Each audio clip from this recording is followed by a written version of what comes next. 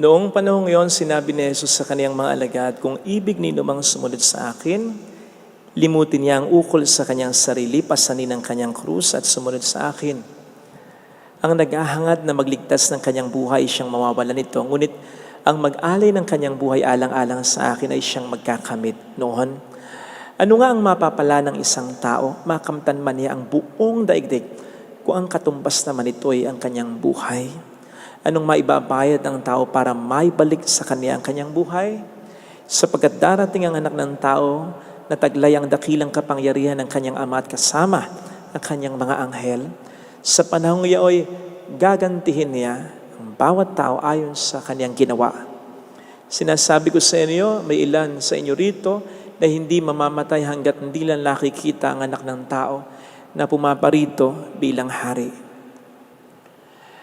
Mga kapatid, ang mabuting balita ng Panginoon. Pinupuri ka namin, Panginoong Hesukristo. Are you a follower of Jesus or you are just a fan? Ikaw ba ay tunay na tagasunod ni Kristo o tagahanga lang? Bagamat may relasyon, may pagkakaiba rin naman. Dapat nating suriin upang hindi tayo magsisi o magulat na lang balang araw. Kasi pwede nating isipin na ang pagiging fan ni Jesus ay okay lang. Pero maliwanag ang sinasabi niya. Hindi naman, come and be my fan. Ang sabi niya, come and follow me. At po pwede rin naman nating isipin na tagasunod na tayo ni Jesus.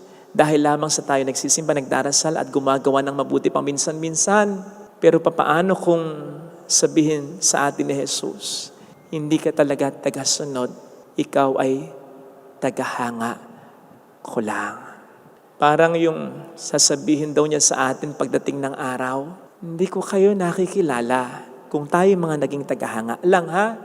Kung tayo ay nagsimba lang, kung tayo ay nakapakinig ng mga pangaral lang, pero hindi talaga namuhay sa kabutihan at katotohanan, ang sasabihin niya, hindi ko kayo nakikilala sapagkat tayo ay hindi naging mga tagasunod, kundi naging tagahanga lang.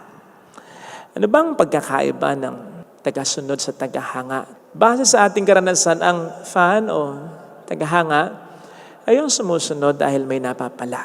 Dahil yung hinahangaan ay gwapo, maganda, magaling kumanta, magaling sumayaw, magaling sa basketball, nakakapanalo, kasi yung tagahanga ay pumupusta sa kanya, etc. Ganon. May nakukuha yung fan sa hinahangaan niya. Pero kapag nalaos na yung hinahangaan, wala na rin yung fan. Kahit nga hindi pa laos halimbawa, yung hinahangaan ay kumakanta, ay pumiyok. Yung hinahangaan ay sumasayaw, ay nagkamali. Yung hinahangaan ay natatalo sa laban, pwedeng ibu yan ng mga fans. Dito lang sa atin, di ba, ang hinahangaang fans, pagdating sa basketball ay ang Barangay Ginebra, fans. Pero pansinin po ninyo, kahit hahanga ka sa fans ng Barangay Ginebra, may mga fans ang lumalabas na ng arena, lumalabas na ng gym. Iniiwan na ang mga players ng Ginebrang lumalaban pa kapag natansya nila na ang Ginebra ay talo na. Ganyan ang fans lang. Nandyan habang may nakukuhang ganansya. Pero pag wala na at ikaw ay liability na, mawawala na rin sila. O di ba't ganyan ang nangyari kay Jesus? Nung una ang dami niyang fans na sumisigaw, Osana, Osana! Pero ilang araw lang, patayin yan. Nag-cheer ng una, pagkatapos ay nagbu na. Kaya nga ang hanap ng Panginoon ay hindi fans, kundi followers. Tingnan po ninyo yung nangyari sa John 6:66. Nang marami sa mga fans ng ating Panginoon, we consider them fans. Kasi sila yung mga sumusunod sa Kanya dahil makapangyarihan siya sa salita at gawa. Pero nang may nasabi na siya na hindi nila nagustuhan at later on may gagawin siya na hindi nila magugustuhan, Siya ay kanilang tatalikdan. Kaya nga sabi niya sa kanyang mga alagad, kayo aalis din ba? Yung mga fans niyang umalis, hindi niya hinabol at sinabing, teka, ano bang nasabi ko at ginawa ko niya hindi niyo nagustuhan? Mag-a-adjust ako, babawiin ko. Joke lang naman. Huwag lang kayong lumisan. Hindi niya ginawa yon. In fact, dinere pa niya ang kanyang mga disipulo na para bang kung gusto niyo ring umalis, sige lang. Because what the Lord wants are committed followers and not fickle-minded fans. Kaya nga kung mapapansin po ninyo sa kanyang ministeryo, hindi naman siya naging partikular sa paghanga ng mga tao. Ilang beses siyang gustong gawing hari ng mga tao, tinanggihan niya. Hindi siya gumagawa ng himala para hangaan lamang siya. At ilang beses din siyang nagsalita at gumawa ng mga bagay na ayaw ng mga fans niya. Ilang beses siyang nagpagaling ng araw ng pamamahinga. Ilang beses siyang nagpatawad at nakisalamuha sa mga makasalanan. At sinabi rin niya, pinanindigan pa niya in fact na siya at ang Ama ay isa. Sapagkat walang paki ang Panginoon kung mawala ang kanyang mga fans. Basta may matitirang tagasunod niya. Ano ba naman ang tagasunod? Ang tagasunod o true follower of Jesus ay yung talagang sumusunod upang matuto kay Jesus at upang maging tulad niya. Yun ultimately, ang isa sa mga ibig sabihin ng come follow me, come imitate me, come and be like me. Kaya nga sasabihin niya, be perfect as your heavenly Father is perfect. Be merciful as I am merciful. At hindi mangyayari yon kung hindi natin ipapattern ng ating sarili sa Kanya.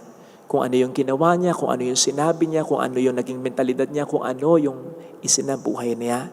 And that is why sa ating pagbasa, sa ating ebanghelyo, ang sinasabi dito ay, if we really want to follow Jesus, we must deny ourselves. Limutin natin ang ukol sa ating sarili.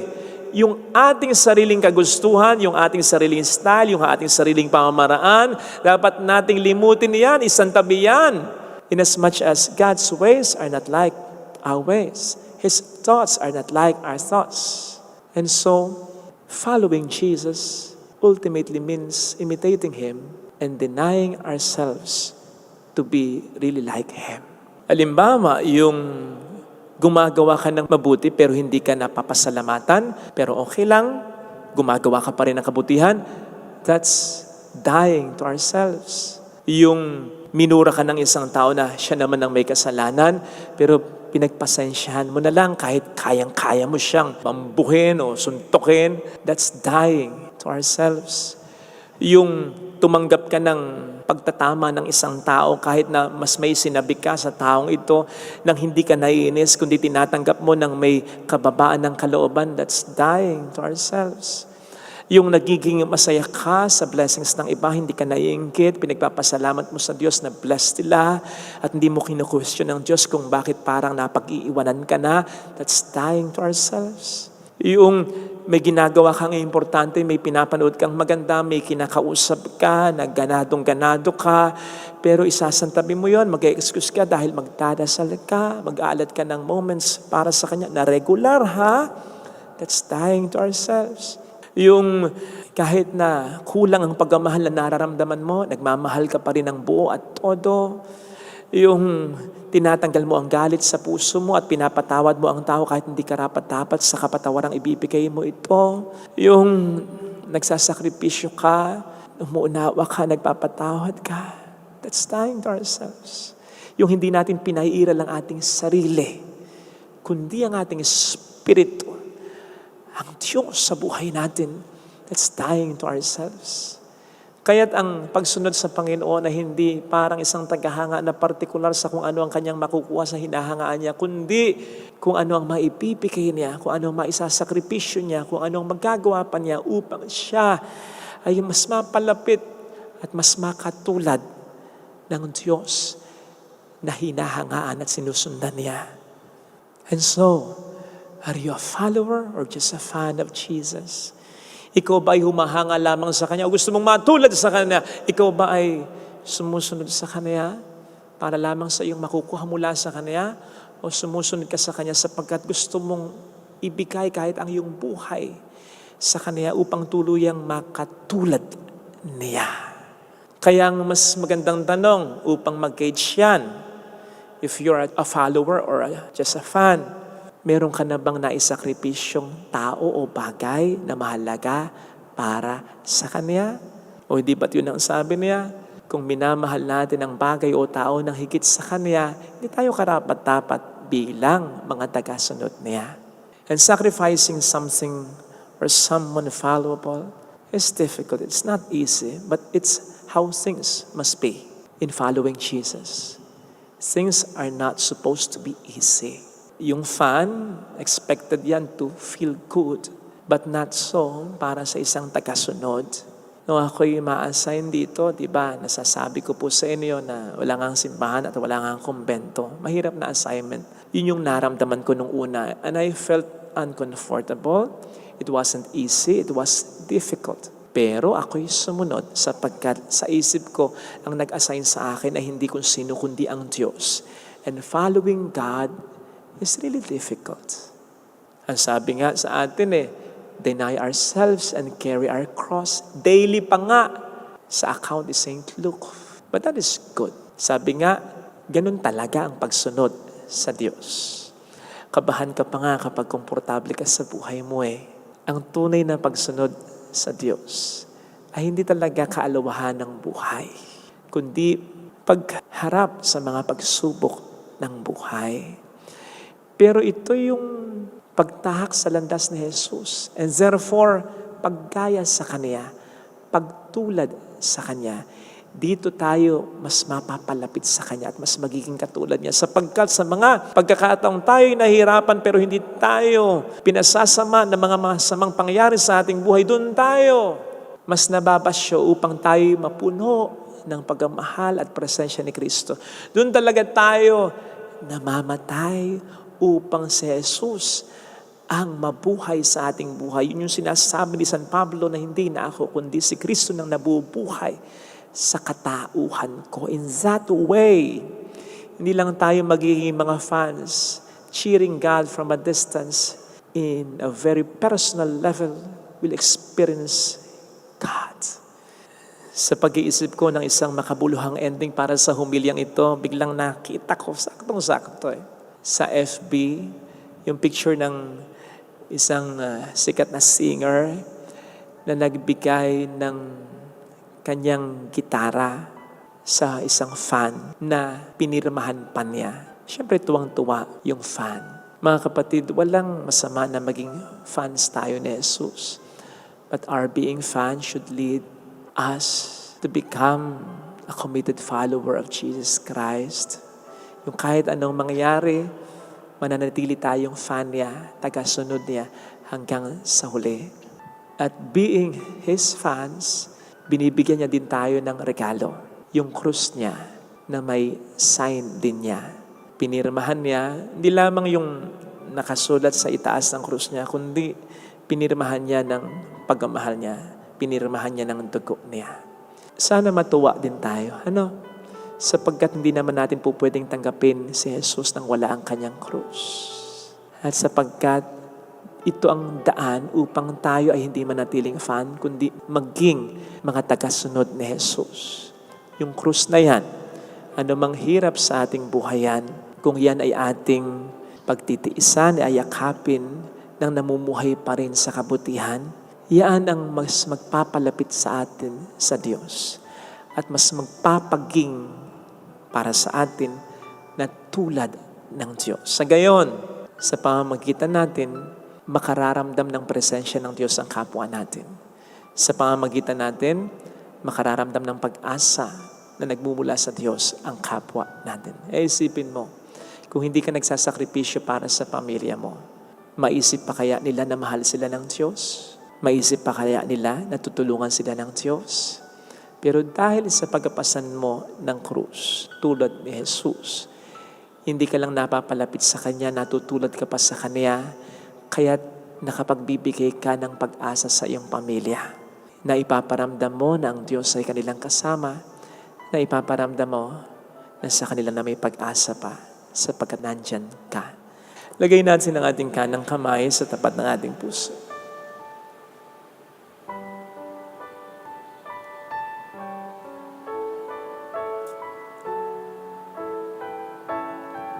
Awitin natin, alam kong may magagawa ang Diyos.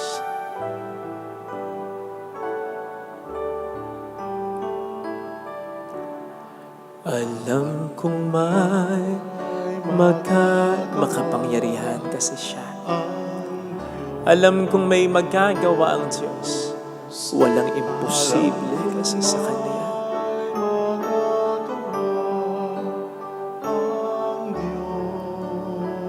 Kung ako'y magtatapat, sa Kaniya'y maglilingkod, alam kong may magagawa ang Diyos.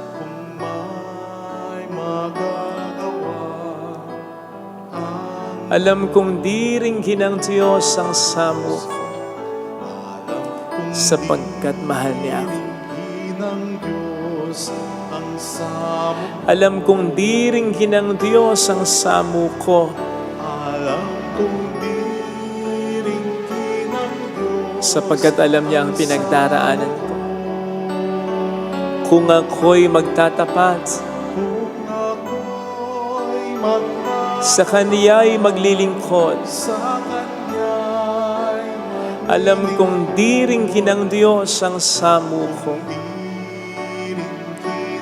Pikit natin ang ating mga mata. Panginoon, tulungan mo kong magbuhat ng krus. Lalo pat kung ang krus ko ay para sa pamilya ko at para sa iyo.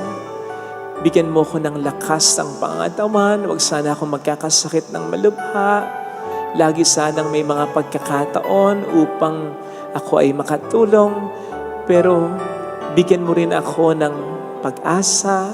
Bigyan mo rin ako ng inspirasyon. Bigyan mo rin po ako ng lakas ng loob.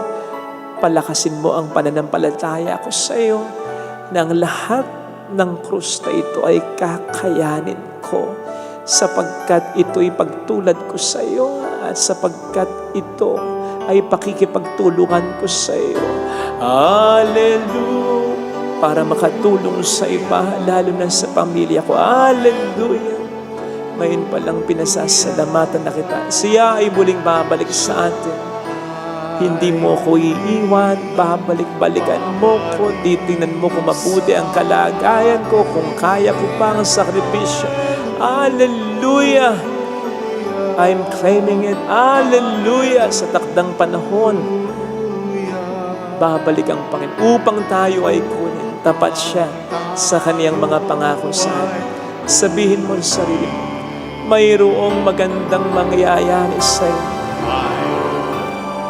Hindi siya nagbibigay basta ng krus at pinababayaan niya lang ang nagbubuhat. No. Kung lalapit ka kay Jesus, di ba't ang sabi niya, maginhawang dalhin ang pamatok niya, sapagkat ang krus ay papasanin hindi lamang sa batok mo, kundi sa batok niya, mayroong magandang mangyayari. Tutulungan ka niya. Hindi ka mag-iisa. Kung lalapit kay Jesus, kay Jesus. Papuri sa Ama at sa Anak sa Espiritu Santo. Kapara ng sa unang-una, ngayon, magpakailanman, magpasawalang hanggan. Amen. Pag-aalay.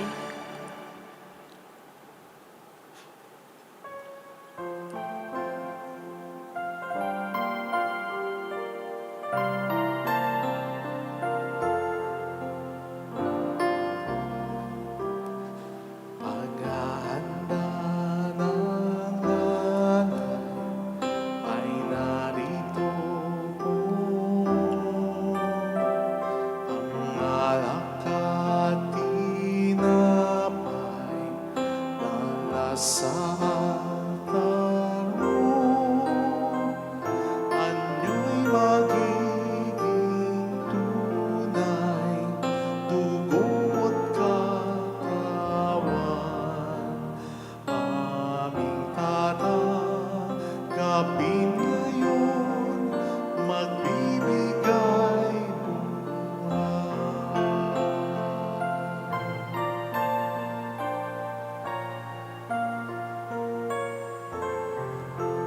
Manalangin tayo upang ating handog ay maging kalugod-lugod sa Diyos Amang makapangyarihan. Tanggapin nawa ng Panginoon itong paghahain sa iyong mga kamay.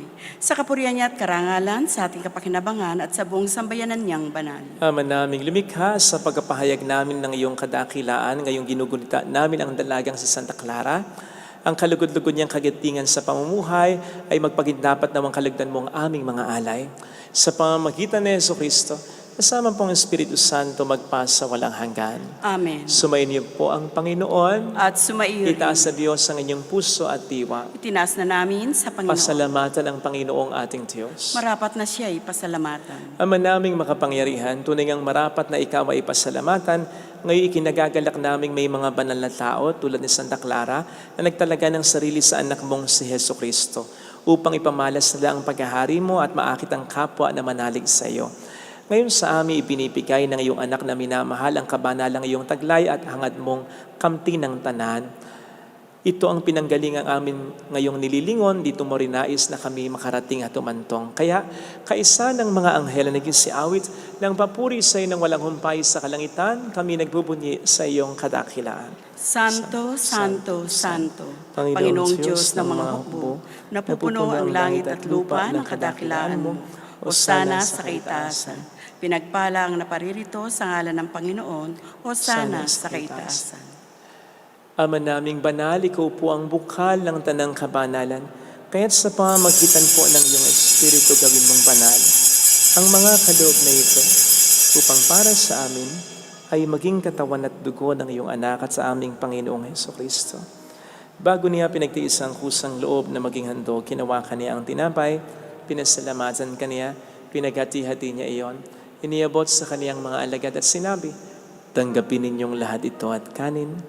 Ito ang aking katawan na iahandog para sa inyo.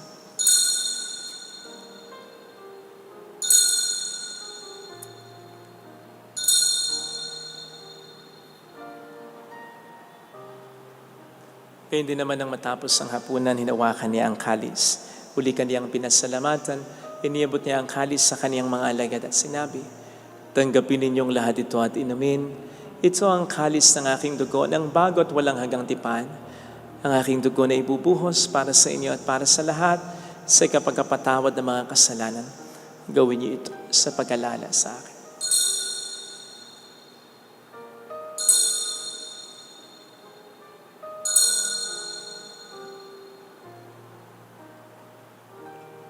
Ipagbunyi natin ang misteryo ng ating pananampalataya. Si Kristo'y namatay, si Kristo'y nabuhay, si Kristo'y babalik sa wakas ng panahon. Ama, ginagawa namin ngayon ang pag-alaala sa pagkamatay at muling pagkabuhay ng iyong anak, kaya nialay namin sa iyo ang tinapay ng buhay at ang kalis ng kaligtasan.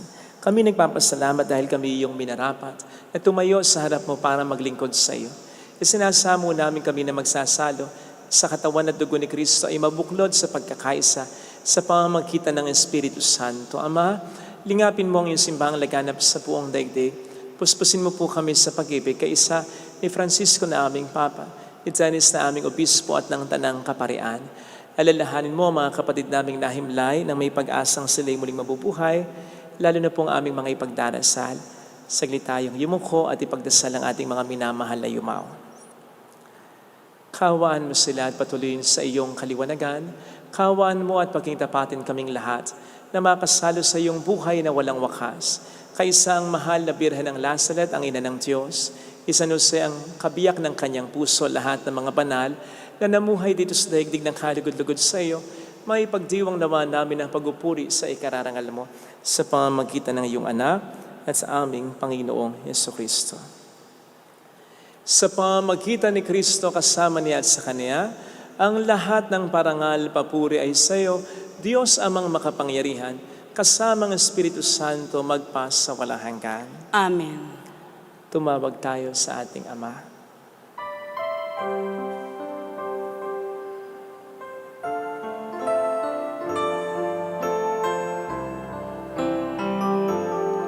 Ama namin, sumasalangit ka, sambahin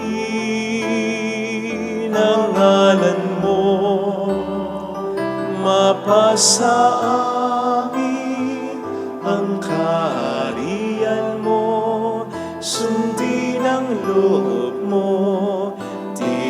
sa lupa para nang sa langit.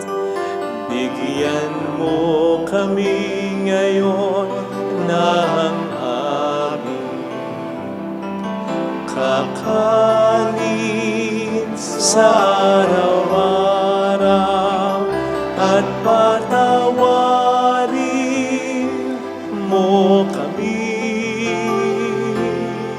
sa aming mga sala para na pagpapatawad namin sa nagkakasala sa amin, at huwag mo kaming ipahintulot sa tukso, at ihadya mo kami sa lahat ng masama. Iniling namin kami adya sa lahat ng masama, pagkalooban ng kapayapaan araw-araw, iligtas sa kasalanan, sa kapahamakan, kahit na sana sa mga seryoso ring karamdaman kami ay maiadya, Panginoon. Samantalang aming pinaghahandaan ang dakilang araw ng pagkapahayag ng tagapagligtas naming sa Heso Kristo. Sapagkat iyo ang kaharian, ng kapangyarihan at ang kapurihan, magpakailanman. Amen. Panginoong Heso Kristo, sinabi mo noon, sinasabi mo rin sa amin dito ngayon, kapayapaan ang iniiwan ko sa inyo, aking kapayapaan ang binibigay ko. Tungayin mo ng aming pananampalataya, wag po, Panginoon, ang aming mga pagkakasala. Pagkalooban mo kami ng kapayapaan at pagkakaisa-ayon sa iyong kalooban. Kasama ang Espiritu Santo magpasa walang hanggan. Amen. Ang kapayapaan ng Panginoon ay sumainyo daw ang lahat. At sumaiyo rin. Magbigayan tayo ng kapayapaan sa isa't isa. Peace be with you.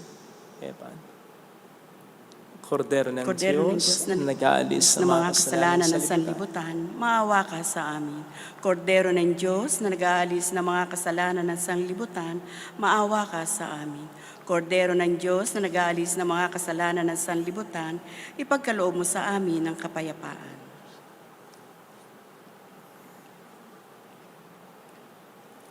Narito sa harap natin ng Panginoon ang ating buhay at kaligtasan. Mapalad tayong inaaniyahan. Panginoon, hindi ako karapat-dapat na magpatuloy sa iyo, ngunit sa isang salita mo lamang ay gagaling na ako.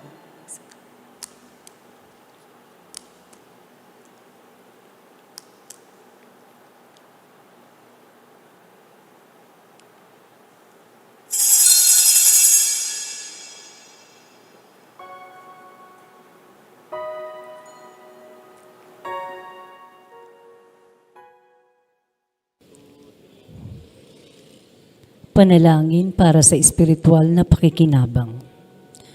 Panginoong Hesus, ako ay naniniwala na ikaw ay nasa kabanal-banalang sakramento. Iniibig kita ng higit sa lahat at ninanasa kong tanggapin ka sa aking kaluluwa.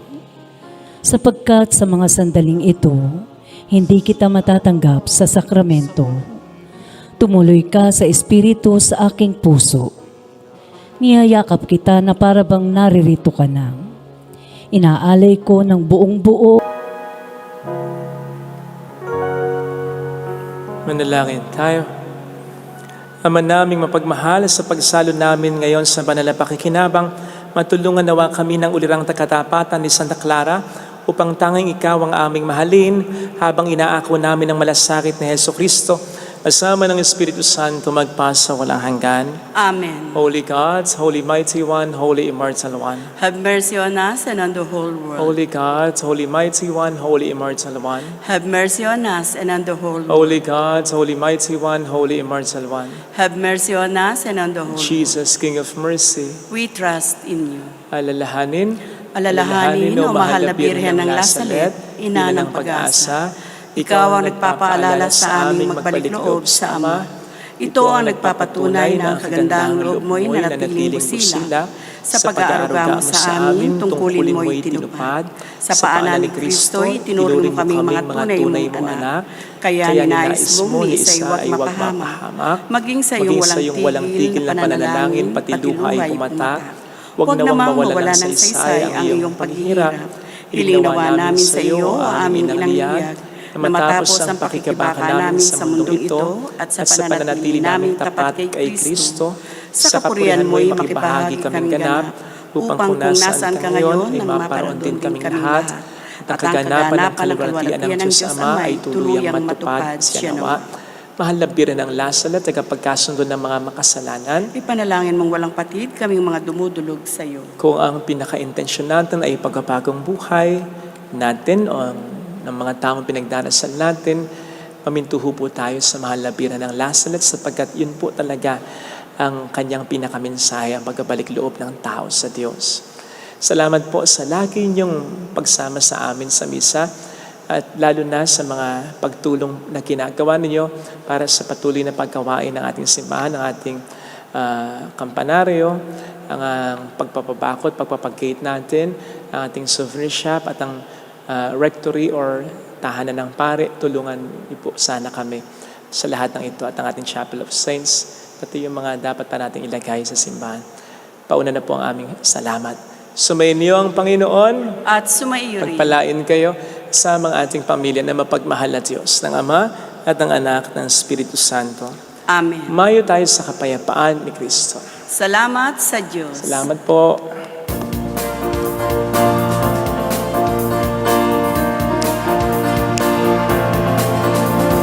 Mary, Mother of the Lord, here's a prayer we sing to you. Let your tears sip in our minds and hearts as once they fell at La Salette. Tell your people how to live again. Tell your people how to sing again. Tell your people how to dance again. Tell your people how to pray again. Mary, Mother of the Lord, here's a prayer we sing to you. Let your tears sip in our minds and hearts as once they fell at La Salette.